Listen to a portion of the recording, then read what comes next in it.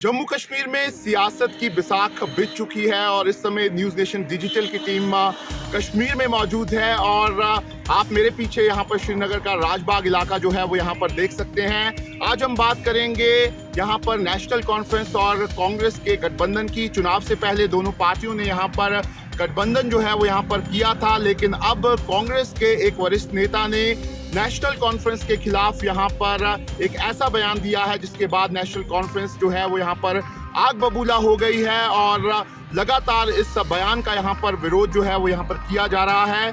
इसके बाद बात यहाँ पर होगी बीजेपी में टिकट को लेकर मचे घमासान की। दरअसल बीजेपी ने रविवार को यहाँ पर अपनी छठी लिस्ट जो है वो यहाँ पर जारी की है, लेकिन जो यहाँ पर टिकट का बंटवारा हुआ है उसको लेकर बीजेपी के उधमपुर से जो यहाँ पर वाइस प्रेसिडेंट हैं वही पार्टी के खिलाफ खड़े हो गए हैं और उन्होंने पार्टी को यहाँ पर जो उम्मीदवार खड़े किए गए हैं उनके नाम बदलने के लिए अल्टीमेटम जो है वो यहाँ पर दे दिया है। आज हम आपको इसके बारे में यहाँ पर बताएंगे और इसके बाद आखिर में बात होगी जम्मू कश्मीर में इस बार जो चुनाव हो रहे हैं उसमें यहाँ पर जो गुमनाम पार्टियां हैं और यहाँ पर जो निर्दलीय हैं वो बड़ी तादाद में यहाँ पर हिस्सा ले रहे हैं। और इससे पहले ही यहाँ पर जो मुख्य दल हैं वो यहाँ पर आरोप लगा चुके हैं कि ये सब कुछ एक साजिश के तहत हो रहा है। आज इन सारी खबरों पे हम आपसे बात करेंगे। सबसे पहले बात करते हैं जम्मू कश्मीर में इंडिया अलायंस की। दरअसल चुनावों से पहले ही नेशनल कॉन्फ्रेंस और यहाँ पर कांग्रेस ने अपना अलायंस जो है वो यहाँ पर कर दिया था।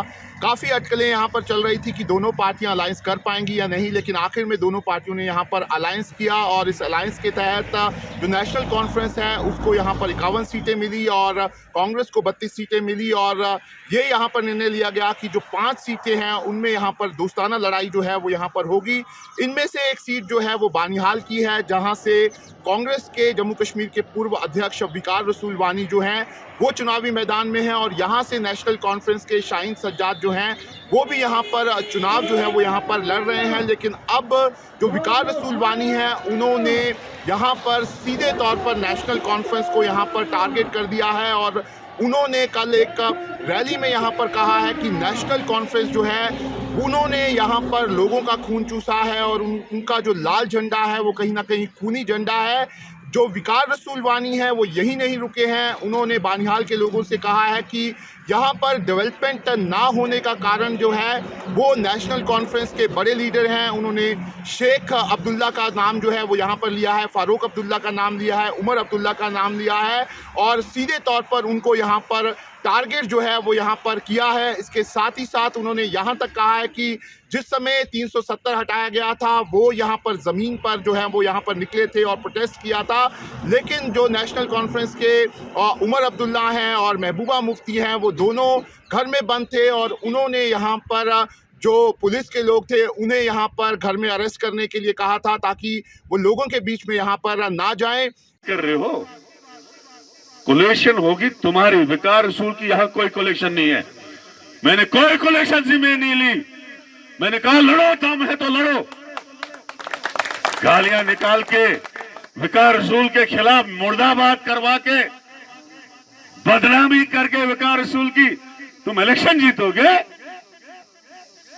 अरे उमर अब्दुल्ला साहब क्या सारे बाप बेटे आए लड़े यहाँ पे, फिर देखे रिजल्ट क्या आता है।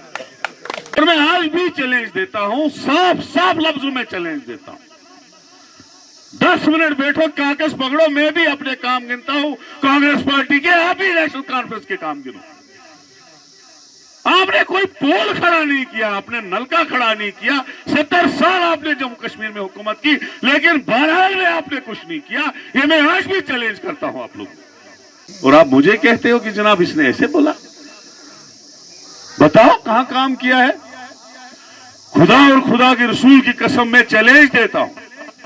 आइए बताइए, मुझे कोई और नहीं है, मैंने ओपन चैलेंज दिया उसको। आइए बताइए कौन सा काम आपने किया और हम भी बताएंगे हमने क्या किया। हमने सच कहा, तुम्हारी हुकूमत हमेशा रही, 70 साल आपकी हुकूमत रही, एक कॉलेज नहीं दे सके हमको। 24 साल मौलवी साहब हमने आपको दिया, सब सीटें आपको दी, गवर्नमेंट आपकी रही, हमारे बच्चों को अनपढ़ रखा आपने, फारूक मीर साहब आपको दिया। फिर जब कांग्रेस आई हमने कॉलेज दिया, हमने ITI दिया, हमने ग्रिड स्टेशन बनाए, हमने रिसीविंग स्टेशन बनाए, हमने सैकड़ों की तादाद में स्कूल खोले, हमने जो बानहाल 20% इलेक्ट्रीफाई थी 100% इलेक्ट्रिफिकेशन हमने किया। आपने क्या किया? ये जो विकार रसूल वानी ने बयान दिया है, इसको लेकर उमर अब्दुल्ला जो यहाँ पर नेशनल कॉन्फ्रेंस के सीनियर लीडर हैं, उन्होंने सीधे तौर पर विकार रसूल वानी पर यहाँ पर हमला किया है। उन्होंने कहा है कि विकार रसूल वानी को लोग वोट क्यों देंगे, उनकी खुद की पार्टी ने कुछ दिन पहले ही उन्हें यहाँ पर अध्यक्ष पद से हटा दिया है। ऐसे में वो इन बयानों को कोई तवज्जो जो है वो यहाँ पर नहीं देते हैं। लेकिन बदकिस्मती से कांग्रेस के जो यहाँ के उम्मीदवार हैं, उन्होंने मुझे मजबूर किया है कि इस कैंपेन के दौरान मैं उनका जिक्र किए बिना अब स्टेज छोड़ ही नहीं पाऊंगा। समझ में नहीं आता, अगर हमारा झंडा खराब है, अगर हमारे झंडे में लाल रंग, जिस तरह उसने कहा लोगों का खून निचोड़ के लाल किया, अगर हमारी क़यादत खराब है, यहाँ तक कि शेर कश्मीर शेख मोहम्मद अब्दुल्ला को भी उसने नहीं बख्शा, लेली और फारूक अब्दुल्ला साहब की को बात ही नहीं।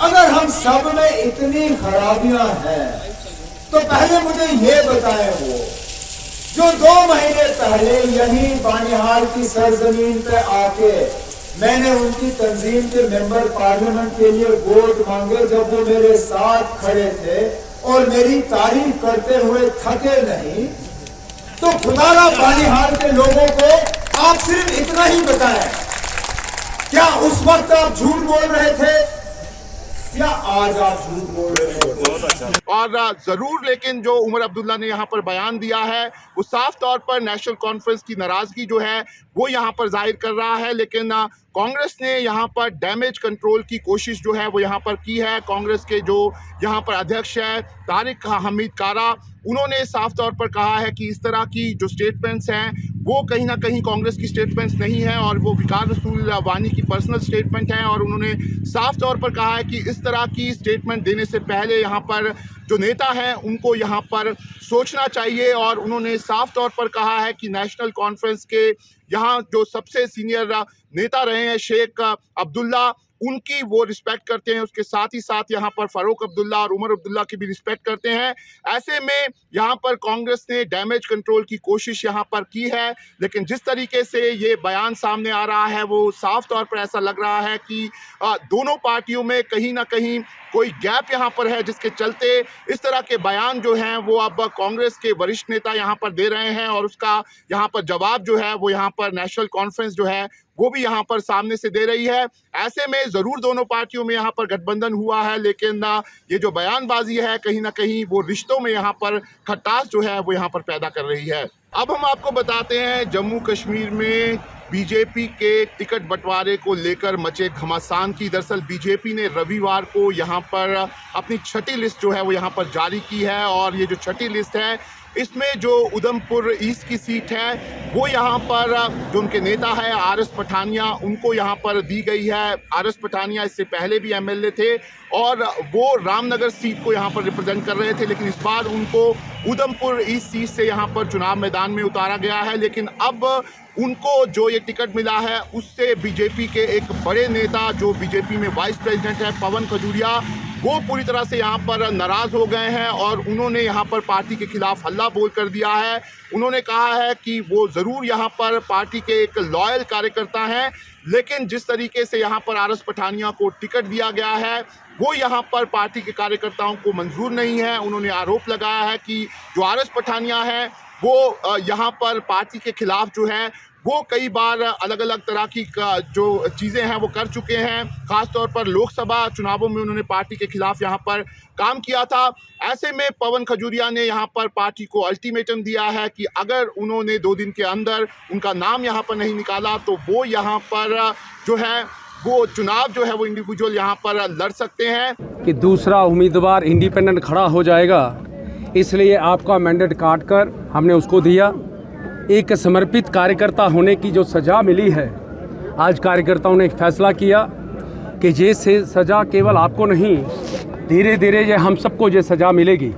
उस नाते से हम सब का ये एक सामूहिक एक फैसला जनता ने मुझे दिया है उनका स्नेह, उनका प्यार, उनका आशीर्वाद मेरे साथ है। इसलिए मैं आपके माध्यम से बताना चाहता हूं कि पार्टी के नेतृत्व को भी कि अगर अपने वो निर्णय को बदलते हैं तो मुझे लगता है हम स्वागत करेंगे।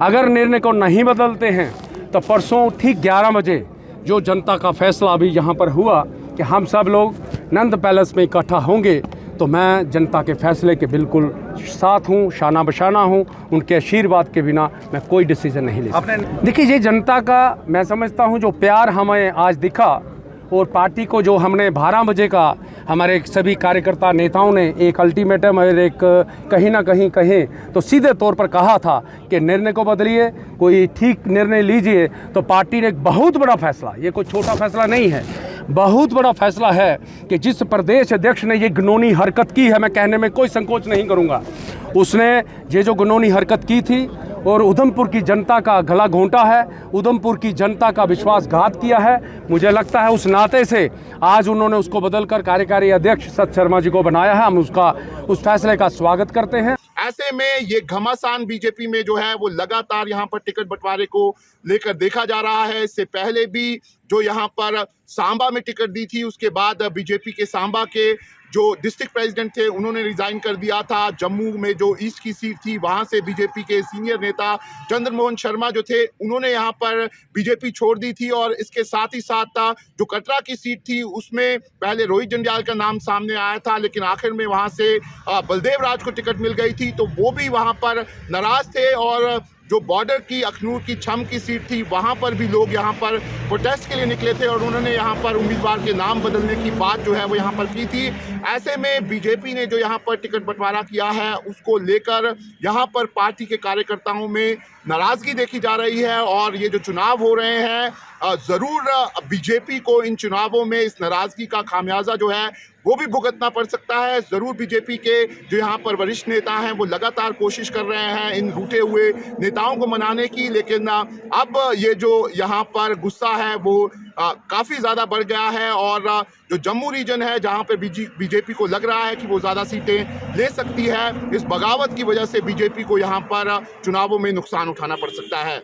आखिर में अब बात करते हैं जम्मू कश्मीर चुनावों में। ये पहला मौका है जिसमें निर्दलीय विधायक जो हैं वो बड़ी तादाद में यहाँ पर खड़े हुए हैं। इसके साथ ही साथ ऐसी कई गुमनाम पार्टियां हैं जिन्हें जम्मू कश्मीर में लोग नहीं जानते हैं, उन्होंने भी अपने उम्मीदवारों को यहाँ पर चुनावी मैदान में उतारा है। अगर हम यहाँ पर अब तक जो नामांकन डाले गए हैं पहले और दूसरे फेज़ के लिए, उसमें 330 जो हैं वो नामांकन यहाँ पर भरे गए हैं, जिसमें 145 जो हैं वो यहाँ पर निर्दलीय विधायक चुनाव लड़ रहे हैं। इससे पहले 2014 में जब चुनाव हुए थे उस समय 228 नामांकन भरे गए थे और उस समय सिर्फ 87 ऐसे यहाँ पर निर्दलीय लोग थे जो यहाँ पर चुनावी मैदान में उतरे थे, लेकिन इस बार इनका नंबर जो है वो यहाँ पर काफ़ी ज़्यादा है। इसके अलावा ऐसी कई पार्टियां हैं जो यहाँ पर बाहर से आकर चुनाव लड़ रही हैं। इसमें बताया जा रहा है कि एक पार्टी यूपी के फर्रुखाबाद की है, एक दिल्ली से भी पार्टी है जो इस बार चुनावी मैदान में यहाँ पर उतरी है। इसके अलावा रामदास अठावले की पार्टी और साथ ही साथ जो रामविलास पासवान के जो ब्रदर हैं